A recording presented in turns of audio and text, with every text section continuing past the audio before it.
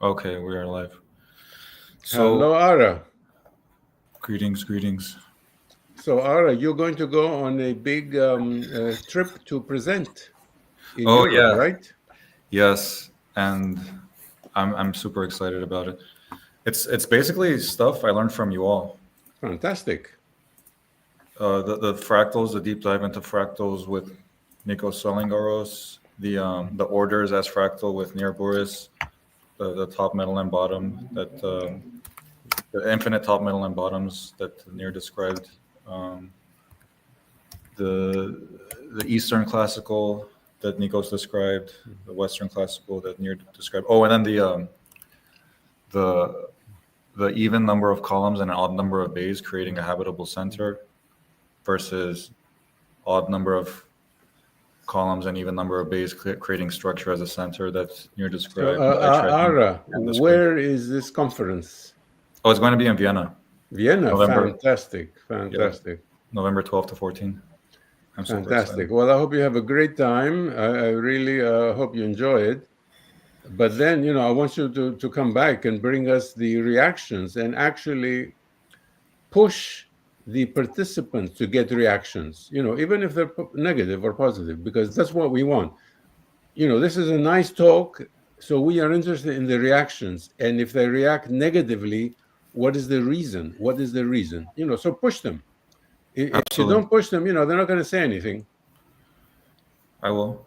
I heard that the presenters are fans of traditional architecture, so I think on their end there might be agreement. But Well, yeah, the people attending, I you will. don't know, because some people may either like it or dislike it, but they're shy and they're sitting there and they're not going to give the opinion. So, corner people during the coffee breaks and during the dinners of the conference and ask them for their opinions, to bring back to our videos, because that's important. The Absolutely. reactions of people who are going to listen to your talk. And then, oh, I love that you suggested that I include something with Armenian architecture because it's going to be there's going to be a heavy Armenian presence at the conference. Wonderful. So and then that you suggested that I tie that into Christopher Alexander's 15 properties. Well, That was a the three great of idea. us, Nir, you and me, are present today, and I thought of the old saying that George Orwell has written, but I better not say it, otherwise, it's politically incorrect, and we're going to close down the video. Which is Sure. what? I'm not gonna say it. It's the old saying that George Orwell writes in his book Down and Out in Paris and London. That oh well, It has to do with Armenians, Jews, and Greeks. Oh, he was an anti-Semite like that? No. He was not an anti-Semite. He reported an old saying that paints the three old religions in very bad, poor light. But equally poor. So wait, George Orwell did George Orwell prints a saying, an old saying that he heard, and he prints it in his book. 1984. No, Down and Out Oh, in I Paris see. and Oh, I love London. these kind of things. We're done. I mean, you got your President Trump so that we can actually, even the liberals among us, we can actually start speaking in reality. And it says here the thing. I'm not afraid of saying it. Where is it? I have to find here the thing. I don't know how to find it. Wait, what's that? What should I type to find it? I warned you against it, and you're going right Okay, for it. okay, let's not show it. But it's George Orwell. I mean, if they cancel us for saying something George Orwell said, that's like so. I mean, I don't know. It's very Okay. meta. Very Yeah, let's move on to okay. architecture. Okay. Oh, so this morning I was listening. I wanted to chop out a short, which I'm going to, and there was something very interesting Nikos brought up about fractals, which is a mathematical fractal goes on infinitely. So when you look at the numbers, when you look at the graph, etc., the mathematical fractal goes on infinitely. An architectural fractal is like a natural fractal. is like a tree or so on. So it has between 7 and 11 levels of scale. But like a tree, when you go to the cellular level, the fractal stops. Or like a building, when you go down to the actual molecules, the fractal stops. So you'll have like... Well, of course, because you can only perceive several levels of scale. And also in nature, as Nir likes to point out, you have many different fractals that coexist. But we perceive them as harmonious because they're fractals, okay? So it's like seeing different cats together. You say, this is harmonious, they're all cats. So they're all different fractals mathematically, but seeing them together, then it makes sense. It does not jar you like seeing a glass box building. Seeing a glass box building is pathological because it's jarring for the evolved brain. The evolved brain has evolved to perceive fractals in nature. It doesn't matter what kind of fractal, so many fractals coexisting, it feels natural. But you put a glass box or a concrete bunker, and it looks out of place, and it's alarming. So that's pathological. So pathogenic even. If we can go to pathogenic, even though the evidence is only now coming in that contemporary architecture is pathogenic. What does pathogenic mean? It actually creates illness in the people who experience it, but it's difficult to argue that in the public setting because the data is just coming in.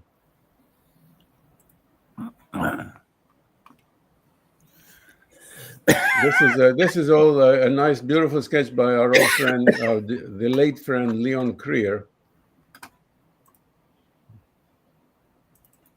Yeah, I was wondering what he was getting at by wrapping it around the hat. Yeah, I don't know what Leon means. Usually Leon has a very immediate point that really hits you in the stomach and you say, wow, that's true. But this one, I don't understand what he's saying. What he's saying is that when you're looking through a structure, it gives you a real centered and present viewpoint. When you're looking through glazing mullions, like in modernist architecture, you're looking through metal sticks, which tells you absolutely nothing about what you're looking at. I have come to the conclusion, working on this thing, the anthropomorphism thing that Anne claims. We had a conversation last week, Anne and I. I think that the fact that buildings and modernist structures are not buildings, are not perceived as buildings. They're perceived as some kind of structure or object, but not defined, and that it confounds the brain, which causes discomfort, the stress that's associated with perceiving them. I think that the perception of buildings, the fact that it happens in 80 milliseconds as fast as seeing people, identifying humans, is not because of the supposed, this idea that a building has a face to it. I think that's a poetic notion, because one of the most important things about brain processing is scale. And if you see a huge person, that's not normal. No. So it can't be that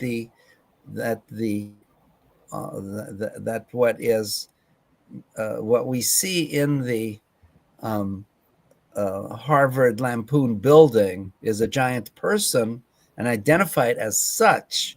That's cogitation. That happens after a few seconds of perception, of initial perception. I think something else is going on. And I think that the thing that's going on is the identification not only of people, But the single most human thing other than people, which is things made by hand. Maybe And yes, maybe so. I know, I haven't proven it yet, but from my own experience, I had an experience 40 years ago, or more. It happened in 1979, I think 78 or 79. We were working on the Air Force Base location after leaving Sinai with a peace accords with Egypt. And we were in the Negev desert with an archaeologist and an environmentalist and a Bedouin expert and a whole bunch of people deciding on locations for large installations. And at some point I saw like a bunch of rocks in a row. You don't have straight lines in nature. You just don't. Very rare. So I asked the archaeologist, what's that? Thinking that it was some kind of a Nabatean era wall of some sort. And he tells me, that's a Neolithic grave precinct. Neolithic, 10,000 years ago. Wow. And we saw some other Neolithic stuff in that region that had not been inhabited since the desertification of the Sahara, basically. It coincided with that, when everything around that area was a kind of a savanna.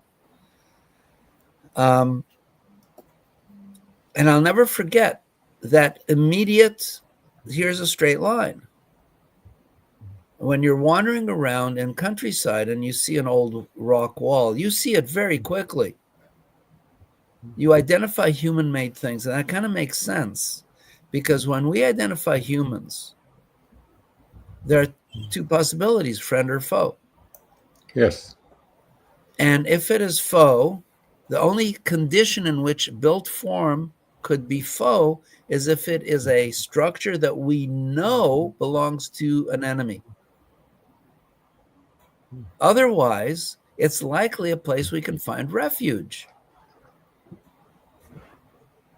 So the identification of things handmade is very, very, very Ara, show us some big pictures. Nobody can see these. Show us some big pictures. All this, full screen. It looks like the Neolithic tomb. Many of them were. Oh, this is crazy. Many of them were like dolmens. Oh, dolmens are the first architecture ever. That's the first architecture. It's not the primitive hut. The primitive hut was not architecture. Right. The reason is the primitive hut is ephemeral. Dolmens are permanent. Yes. And the idea of making location has to do with memory. Bigger. The only reason to do this was to remember somebody or something. And to memorialize something has got to be permanent. No, don't show the primitive hut. Don't show the primitive hut. Go back to the dolmens. These dolmens, this is the first real architecture, and it has permanent. The columns, and it's got the architrave. It's got what makes structure in the most basic sense. And let me jump in. The entire society had to contribute to lift these huge things. You cannot do it by had to group. be a societal effort. It's not, us three couldn't do this without another 100 people. The entire society, and we still don't know how they did it. Did they build the ground up and slide it? Did they lift it with winches? We don't know. But this is a huge effort, and the entire society had to contribute. This actually looks like it might have been done with a ramp, with a dirt ramp, right? Well, yeah, we don't know. But we don't know. It was aliens. If you ask some people, it was aliens. Yeah, right. The scariest thing in the universe to comprehend, to contemplate, is that there are no aliens. We really are alone. This is our sole planet, and we are responsible for everything that's going on. There is another explanation here, that the aliens are aware of who we are and they don't want to touch us. They don't want to come near us because we're so destructive. It seems like lately, science agrees that in about 100 million years or so, that the world will end, because since where the Earth is rotating and revolving around the sun, etc., the gravitational pull is going to slowly pull us closer and closer to the sun, and in about 100 million years, it's going to be Yeah, too hot for human life. if that doesn't happen, yeah, in a billion years the sun will explode. So if we miss the first one, we'll get the second one. I don't know that 100 million is. I think it's too little, because we've already had several billion, and I don't think that we're accelerating. The closeness to the sun is accelerating. I don't think. Show some more dolmens close up, Ara, so Okay. our viewers can see them. Oh, I went to What I Stonehenge. wanted to say about the dolmens is that all of location in the brain occurs in the hippocampus. It's a part of the brain that wraps around the brainstem. It's the lower end of the brain. That's all about location. All of memory resides there too. Actually, memory actually resides in the mind. So does location, but it's the hippocampus in the brain is activated for both of these, and the activation is in the same location. The hippocampus, HIPPO, campus. Yeah, he got it. Well, that does not help an architect. That's the hypothalamus or something. Oh, no, hippocampus, right? It's the yeah, it's right there, tiny. It's a tiny thing. Oh, and the hypothalamus, they're both here. Yeah. Is that connected to the pineal gland? I hear a lot about the pineal gland or pineal gland, which is like supposedly in this. This does not help architects, so I don't think we need to go here. But the thing about this is that anything that, if you want to memorialize something, the only way to memorialize something is by place making, and that's what these dolmens did. Yeah, they memorialized by place making, and therefore place making is memory making. Yes. And that's our job as urbanists, to make beautiful memories for people so they can thrive. Because if they're not good memories, they'd be traumatic if memorized at all. Hold it right there. The job of an urbanist is to make beautiful memories for people, otherwise they are traumatic. What are the world's famous architects doing today? They're producing traumatic experiences. How can you call that an ethical profession? Yeah, it's the whole idea of experimenting on a captive audience is ridiculous. And, modernism is a German culture phenomenon, which most people sort of want to forget. But, it comes with a lot of baggage, one way or another. Nir, you just characterize the world's major building activity as ridiculous. At the same time, it lowers the health of the people who use it. So right. It's not ridiculous. No, it's ridiculous. Something you can laugh about, but this has serious consequences, negative consequences. Yeah, well, 44% of global warming comes from buildings, from modernist buildings. I mean, that's insane. That's true. Destructive, insane, ludicrous, and you have all these patches, green, walkability, all these stupid patches, 15-minute city. They're ridiculous. They are patches on something that doesn't work. You should not expect the people who created all this damage are the ones to fix it. I agree on everything about the patches. I want to keep the 15-minute city because I know Carlos Moreno. He has, he's a nice guy. He has good ideas.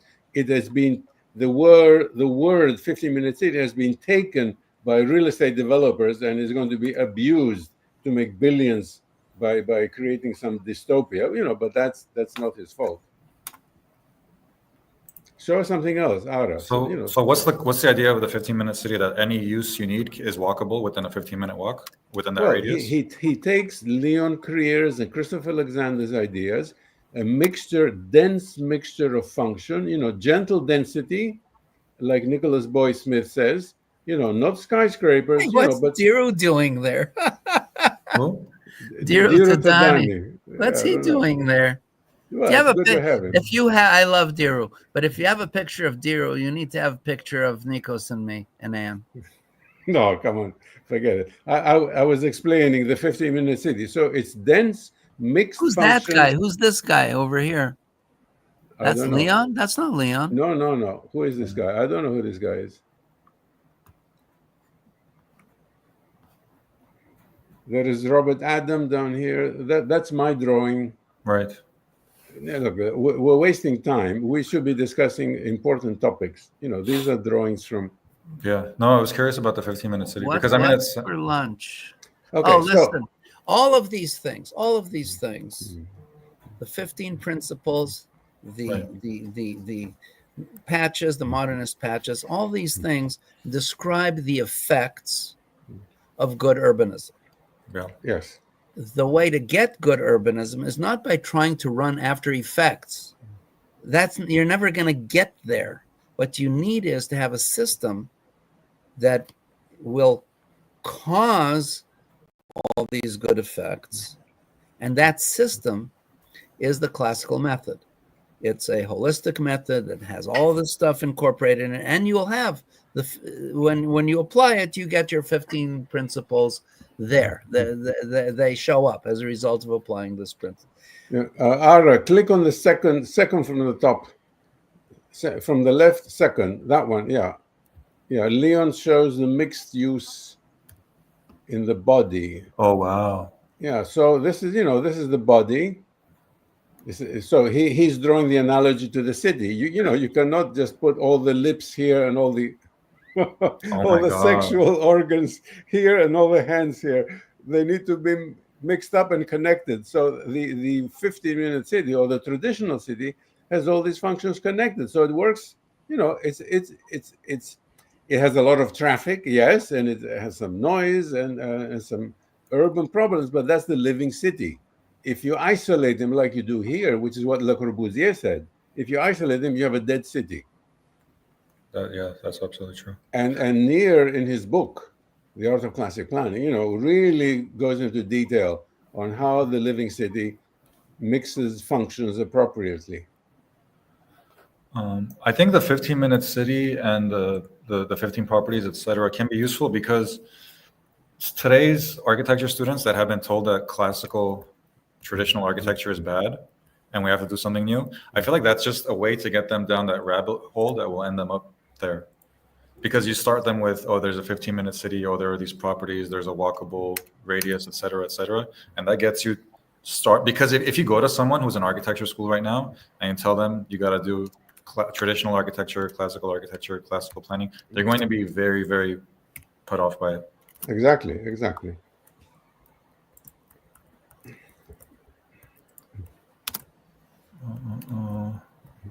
So, by the way, I've been looking into so many things because of our conversations. So it turns out the Villa Savoie by Le Corbusier is one of the most leaky buildings ever. And the people that lived there, they had to walk around with buckets.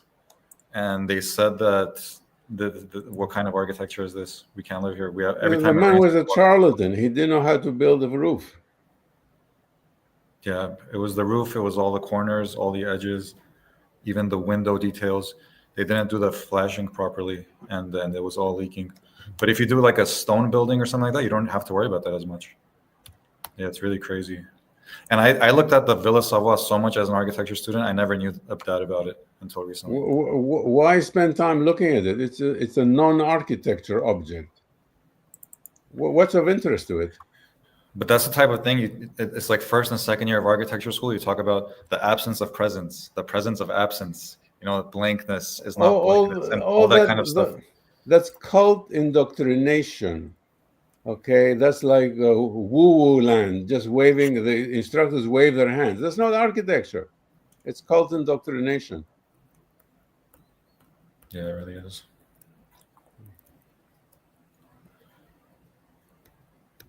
Yeah, But I think architecture schools are hopeless.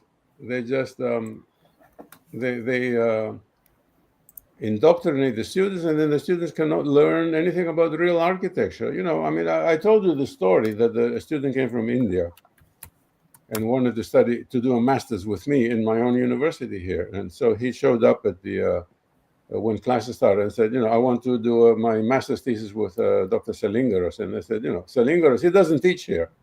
You have to choose somebody else to do your master's thesis. So he was forced to choose somebody else. And he did his thesis, and in the meantime, he contacted me and arranged a special course for him. I set up the course. He went to register for the course, and the graduate student advisor at my school told him, if you take this course, I'm not going to count it towards your master's, so you have to pay from your pocket. oh wow. So he didn't take it, but still he maintained contact with me. I didn't have a fight with my colleagues in the architecture school. So when he finished, he came to my office to show me his work, that he got his master's degree with a project. So a very nice guy. So he showed me he brought his laptop, he showed me the project. He spent 2 years and didn't learn a single thing about architecture. His project was terrible. I told him, that's very nice. But he wasted his money. He wasted 2 years of his life. He didn't learn a single thing about architecture. It's so pathetic. And this is a master's level.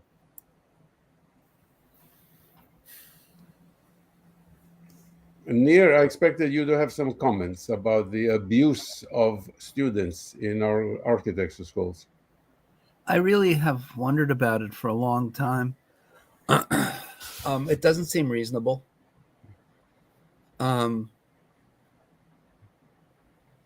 I think that there really isn't a good idea of what architecture is about or what architecture teaching should include. So one of the things that we do is I'm going to show you here if I can share screen. It's going to open up somewhere, and I am going to, this is to share. Is this to share? Share screen. There should be a green button on the bottom. So before Nir starts, if some of the 3 or 4 of the thousands of architecture students being indoctrinated today knew about the CPI, they could take courses and learn something about architecture, but they don't know. And their teachers are not going to tell them. Even they don't know. And if they find out about the CPI, they will tell them, don't you dare take a course from the CPI. We'll fail you. We'll flunk you out. Please so go ahead. CPI is now officially, and there will be an official announcement, we are officially starting a PhD program, a PhD degree program, academically accredited. We need to run our first cohort before we're accredited. Whoa.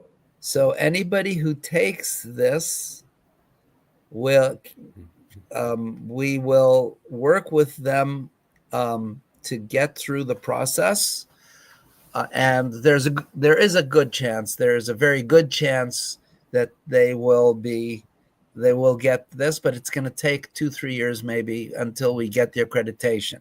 In order to get the accreditation, we need a state authorization to teach. We are going for a temporary authorization now. We're going to get it either in November or December, is estimated. The Department of Education here in Maine are working on it. The Board of Education is studying our things.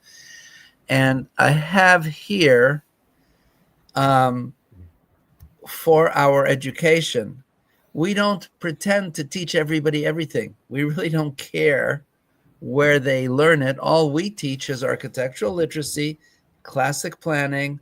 We are going to have seminars discussing a broad range of topics, from conservation to neuroscience to architecture history and what have you. Professor Salingaros is going to be one of our notable speakers, and you're invited to take this. If you take, basically, an online PhD costs about $120,000. We're going to offer it for about 60, and it's for people who really are, they really want to know what's going on in the field. So the prerequisites include at a basic at a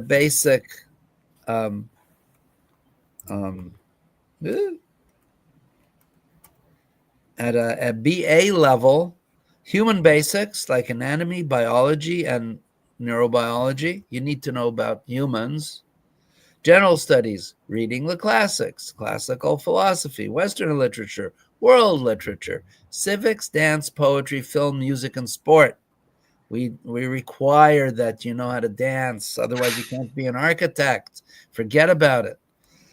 Art, architecture, and urbanism. Intro to painting, drawing, sculpture, small building architecture studio, medium building architecture studio, urban design studio, and then painting, ceramic studios, metal, stone, and wood studios.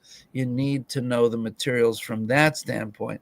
And then natural history is physics, chemistry, botany, ecology, geology, geography, climatology, agriculture, farming, and forestry. If you don't know these things, you have no business being an architect or a planner. Forget about it. You need to know what a fucking tree is. Excuse my language. You can bleep me out later. Technical prerequisites, materials and methods, structures, intro to civil engineering, and a building arts studio where you will actually hold a trowel and try to plaster, one of the hardest things in the world to do. Then we have our MA level, general studies, opera, film, video, digital arts, writing, and sailing. You need to know to ride a horse. Come on. And the reason is that there are natural rhythms in the universe. Walking is the natural rhythm for cities. Walking and riding are the natural rhythms for country. Town and country have different rhythms,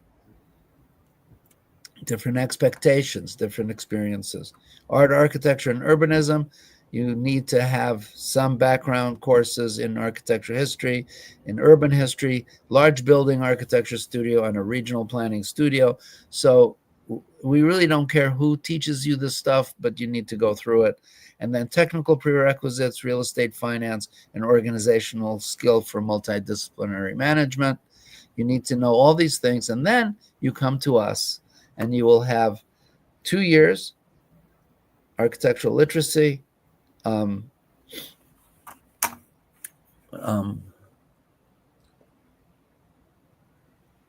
Have you finished? I see the big flaw in your curriculum. Tell me, please.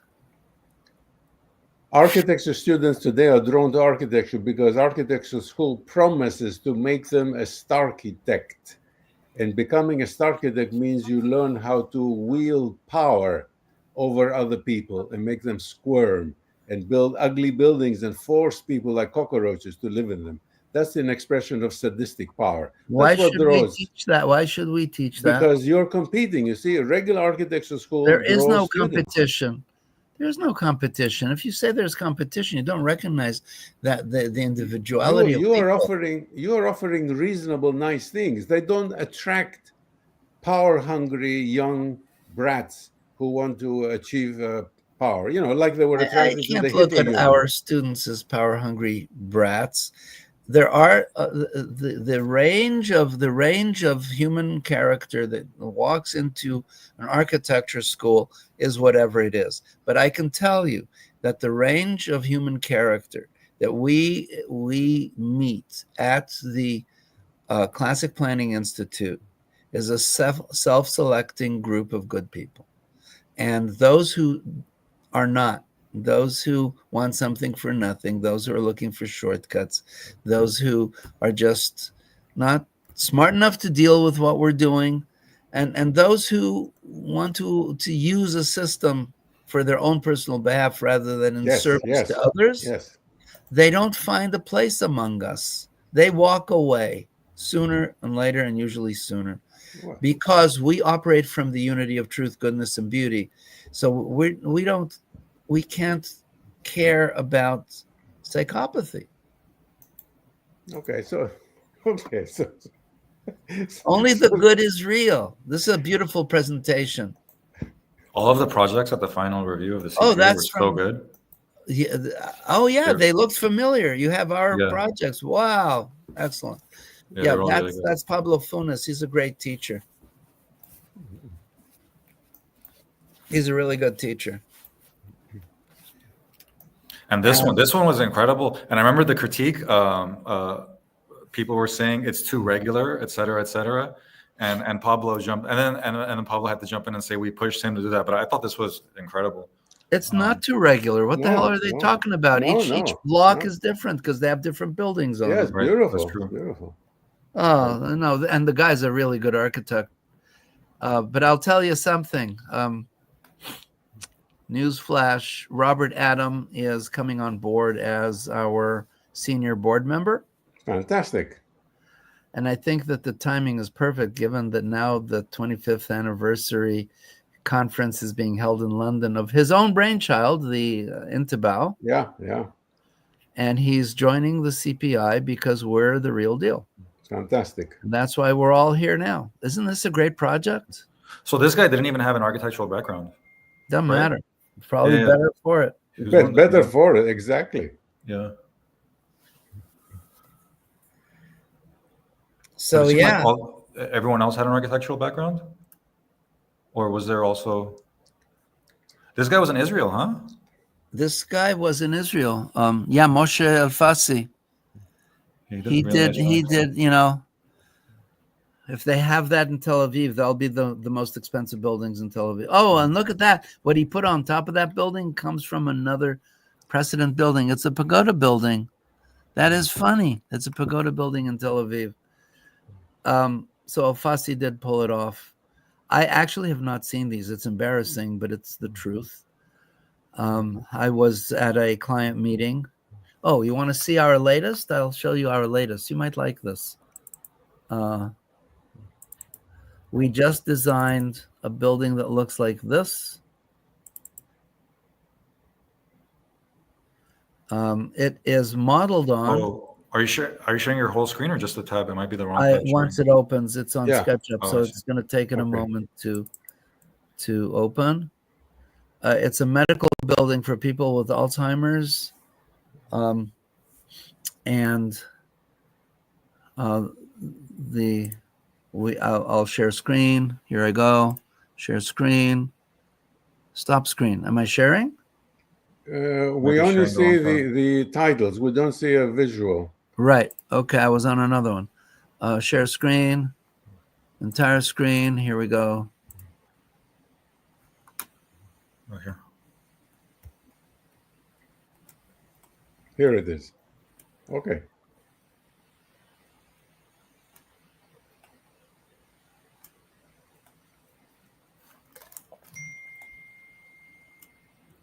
And what we did is, I can't really tell you much more about it, but we took a building by somebody else, some other architects, that we just clad it in a form that is reminiscent of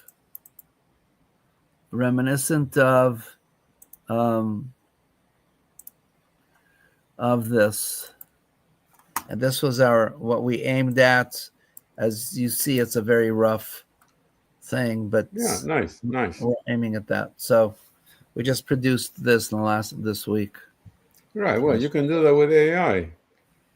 No, you can't do anything with AI because you get It's too hallucinatory. Well, You don't want to. It's over.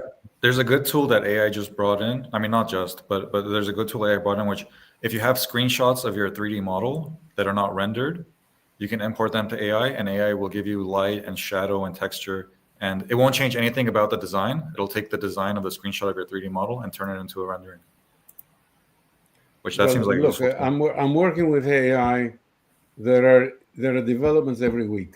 Yeah, So there are. We'll be surprised. We'll be surprised. Yeah, maybe the problem is the hallucinatory stuff, which we're 100% buildable, so we can't afford to spend the time unraveling the hallucinatory, but we have had some interesting results with it. Be patient, Yeah. Yeah, be patient and, keep up to date about what's happening, because these things are improving faster than I can read about them.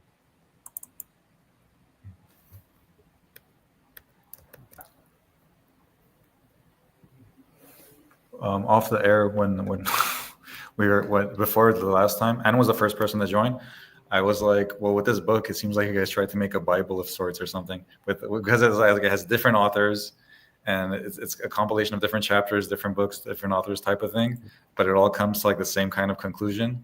It's like, when you have like Moses and Daniel and Isaiah, who like they were at different times and didn't really talk to each other, but they were all talking through the same presence. So I felt like that book was kind of like an architectural Bible or something. Okay, you can interpret it like that, but any academic handbook has the same purpose, namely different authors are writing about the same topic and they agree mostly with each other, and each author gives their own perspective and adds information about how to achieve the goal. So the goal of the handbook is healing well-being from architecture and the techniques that describe how to do it, describe how to diagnose architecture for its healing properties, and give you the scientific background, which is neuroscience, which architects don't know anything about. So that's why this is 500 pages. And it contains an enormous amount of extremely useful information. Is that a common thing, that a textbook is by multiple authors? Because usually I see This is one not a author textbook. This is a handbook. Right. A textbook is for a certain course that's meant for just to give to a class. This contains way more information. You can take 2 chapters of this textbook and teach 1 semester course. So this is a handbook for reference. Okay, so an architecture professor of the future will take 2 or 3 chapters from this handbook, make them into a course and teach the students, and have the students apply them to make, models, to have their studio, to apply the principles. This contains so much information which is unknown to trained architects. Does that make sense, Ara? Yeah, it does. And I think Anne has a really good point about the First World War starting this dissociative architecture thing. And like this might be the type of thing that ties back to how architecture used to be before. Yeah. Because it seems like that is the shifting point, is World War I, when modernism really took over. Right. Well, yeah, it was a real shock to the system, World War I. But I think it was a shock in the making. Plus, my question always is, well, what was the real nature of that shock, or what was really going on? And I think that the stupidity of industrialized warfare that was recognized by so many people who found themselves sitting ducks, which is the worst thing that can happen to a soldier. You want to have a feeling that you have some control over your destiny. You're not just here to absorb an incoming shell. You're not just cannon fodder. And they were cannon fodder. Yeah. Ara, can you open Nir's chapter to show the lion in the street? It was towards the beginning, I think. Yeah. Um, Number four. Yeah. Does that open the? Does that open? No. Yeah. So show us the line. Make it big for our readers. Oops. It's a beautiful. Yeah, it's a powerful image. So Nir was there with his iPhone when the lion walked down Fifth Avenue, right? Yep. That's really good. I hope the credit is there for Zach, who actually produced the image. He's a very, very adept user of AI. So the argument was that we perceive cars like predators, which Yeah, I bet a lot of social anxiety, but no one notices it. But to get through to people about how vehicles have contributed to their, everyone Well, knows they have a lot of stress and anxiety, but to make the connection where it comes from the way our cities are set up and the well, way our cars are. a lot of people talk about having carless streets and all that kind of thing. The way it's really taken years to develop all these ideas. And Nikos has been there witnessing all this, from the get-go pretty much. I realized that you have a stable environment perception, which is about fractality, location, and memory, um, and manual construction. The fact that it's hand built, but you when it comes to a mobile environment, and I always go back to sitting at the mouth of our cave in Serengeti and looking out at the landscape, and it's all multiple fractal, and that's a stable environment. If a rock or a tree are moving, not in the breeze, then you're in big trouble. It's an earthquake, it's some calamity. If a tree is actually moving towards you, okay, or a big rock is rolling around. When we're in this multiple fractal environment, people tend to feel good in their reports of how wonderful they feel in the African savannah and so on and so forth. The landscape of our emergence. If you see something moving in there, it's a big animal or a human. And in that, when you're standing all by yourself in the middle of the Serengeti and there's a human there, the first thing that's going to come to you is a lot of adrenaline from your amygdala. What the hell is that? Who the hell is that? Right. What are they Because, doing yeah, here? chances are they can kill you. Yeah. And they might, because that used to be the way of doing business in the old days. Yeah. It's really something that ties in also with microbiology of disease or virology of disease, that different human groups had different sets of diseases. And when you went to another group, there's a good chance you'd simply die catching something like smallpox eradicated so many American Indians in the Americas. So you have the mobile environment. Mobile environment consists of animals and people. And the mobile environment, whereas the stable environment is connected to your beauty center, the mobile environment is connected to your amygdala. And it could be, to a certain degree, that the way our brains developed is not from emotions and not from psychology principles and not from supposed brain geography of what happens where in the brain, but more in response to the response to the environment, because half of our brains are devoted to hands. Maybe it responded to making and doing with our hands stuff. Nobody talks about the fact that fire became such a useful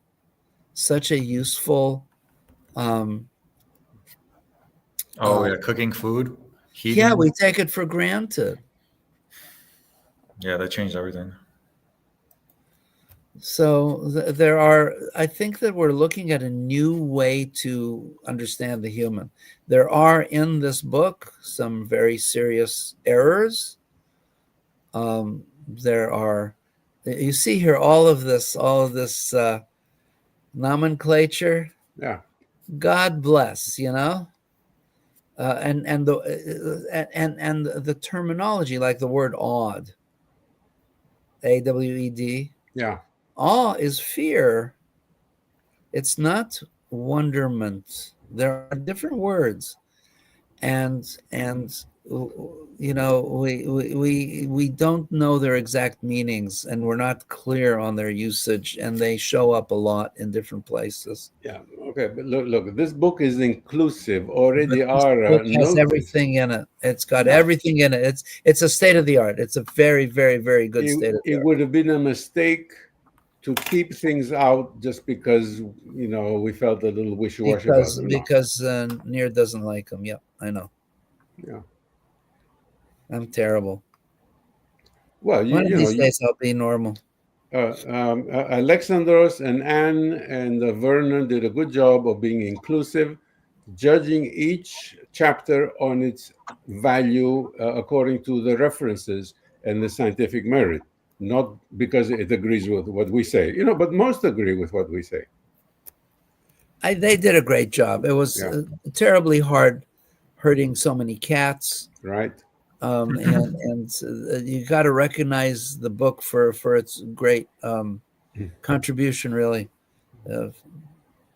it's a very important piece, and they did it. They did it. Yeah. Can you show my picture? Yay! I have chapter 23, I think.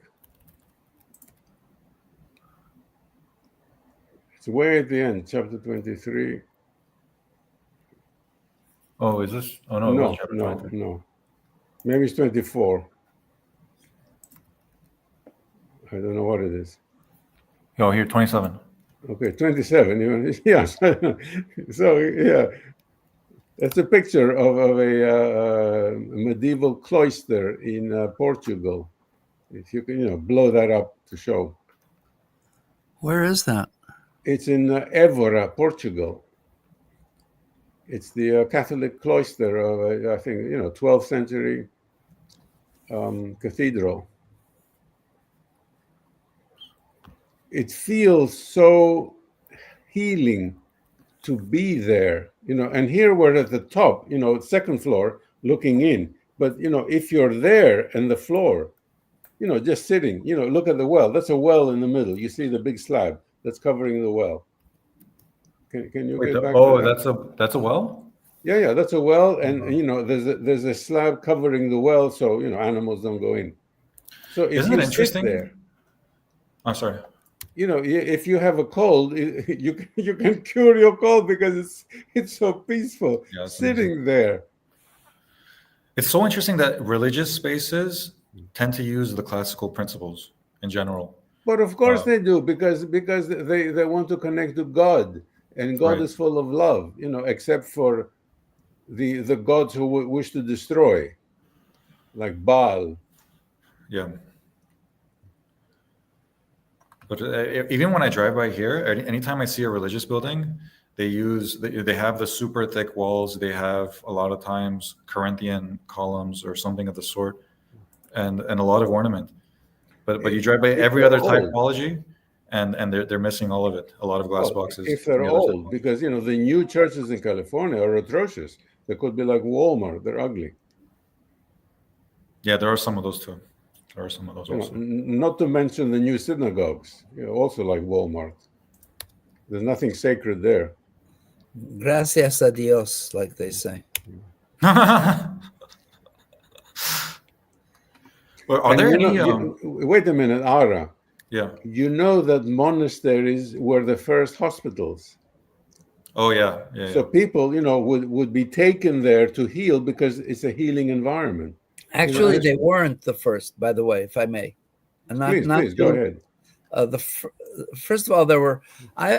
In retrospect, I would think that structures for healing the sick were probably among the first buildings. We know from how society structured themselves, and among the first buildings we know in Babylon were these large factories for weaving fabric, by the way. So they had to take care of people. There were almshouses, there were workhouses, there probably were sick houses. I don't think sick houses are mentioned in the Bible. That's a good thing to find out. But the Greeks had Asclepia. Yes. And the Asclepion was where Asclepius was ostensibly worshipped, but really what was going on was the extension of his wisdom. And these were hospitals. And these hospitals had several parts to them. One part was the actual residence where the ill people came, and often they could stay there with their families. And they looked like more like a hotel than a hospital. It was just rooms for families and ill people. Then for the healing, they had a very interesting healing method. They would put the people in a Tholons, Tholons. It's a round building. If you have a Tholons, which is also an Asclepion, that'll be ideal. There you go. Tholons is a round building. That's all those pictures are the Tholons of Athena and Delphi. But you might get to something a little more. Anyways, the Asclepion, I think in Epidavros, was also a Tholons. Okay, here's a Tholons. Yeah. They would take the people, put them in the Tholons, and at night to go to sleep, and they would release snakes in there, and the snakes would slither over the people. And that's the snakes on the caduceus, the doctor's symbol. And the people would wake up in the morning healed. unless one who got bit. And the third element was that in these institutions, they would carve cures. If there was a successful cure, they would carve it and put it up on the wall so that the new doctors could learn from the old.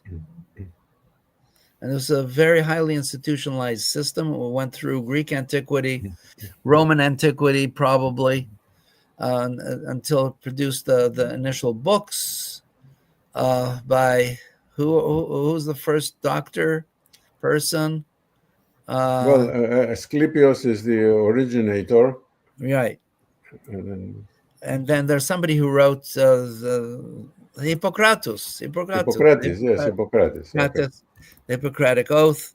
Yeah. It's a real interesting thing. And the reason I went out in search of it was that Esther Sternberg,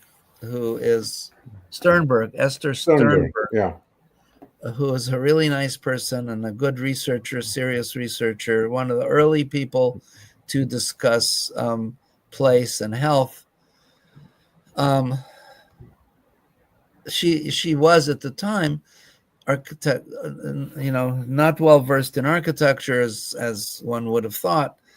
And had she known about this, I think the Tholons and the Asclepia and so on and so forth, she would have contributed a lot more in her research. But I think it's really, really interesting. And the bottom line in all this is just stay well, don't get sick. Right. Hospitals have been around forever. There are so many hospitals, medieval hospitals. There are lots of medieval hospitals that were hospitals. And the 19th century hospitals are particularly interesting because they still were about healing. And there's this very fancy 19th century hospital in Barcelona that you want to look at. Beautiful, beautiful. It's multiple fractal out the wazoo. I think that it's a little too busy, but maybe it's just right for disease. That could be. I don't really know. Santa Cruz y de San Pau? Yeah, that sounds right. Yeah. That's the hospital. Gorgeous hospital. Isn't it crazy? Incidentally, all 20th century hospitals are modeled after the building by Meyer and Gropius, the shoe last factory. Curtain walled glass. Every hospital since about 1930 is modeled on the shoe last factory. What does a shoe last factory have to do with healing? It's just they have another thing, which is basically a take on the what was Jeremy Bentham's building, the panopticon. Yeah. The idea that you have a center in the middle of a bunch of rooms with the nurses, where the nurses can see all of the patients in their rooms, as if there's some kind of an efficiency factor in all this. crazy notions. And they're getting rid of the operable windows. I don't get why so many buildings these days, hospitals, offices, etc., are getting rid of the operable windows. It's really mind-blowing. Because it's a diktat. It's a diktat from the top authority. Nobody dares to question the top authority. They say inoperable windows. Yes. For no reason at all. And the top authority is a mechanical engineer who believes that in order to not lose energy on a building, you have to have it completely sealed from the outside. Right, which is perfect for a hospital because that circulates all the germs from all the patients. You think? Absolutely. You get nosocomial infections. Those are incurable. Those are incurable. You get the worst infections when you go to hospital. Yeah. So all the old hospitals were predicated on a lot of fresh air and light. And you know, these Catalonians, they can become effusive. Yeah, gorgeous for a hospital. But you're going to get better in a place like that, if nothing else, to run away as fast as you can. Yeah. Okay, so we're at 1 hour. Let's end on a positive note. Yeah. Yay! Everybody be well and happy. Last sage statement, Nir and Ara. Thank you very much for including me. I am always honored to be in this august group. Thank you, genuinely. Nir, you're an indispensable part, even if you say crazy things sometimes. We love you. Well, this emotion of recognition, mutual recognition, is really significant in our work, because we're all working in a tradition of communication and respect that goes back thousands of years. For us, Asclepius and Pythagoras and all these dudes, they're all alive. They're here. They're in our minds. And we continue learning from them. And the lovely thing is that the older one gets, as one repeats the learning, one sees different things. And learning is never a one-shot deal. It's always continued and continued and continued. Okay, that's it. Ara, conclusion? Yeah, if you guys don't get through to any other viewers, you guys have gotten through to me. And I really believe... And that was worth the effort. Yeah. Human-centered design is making a comeback. Absolutely. Fantastic. Okay, so see everybody. See you, and thank you again. Thank you, guys.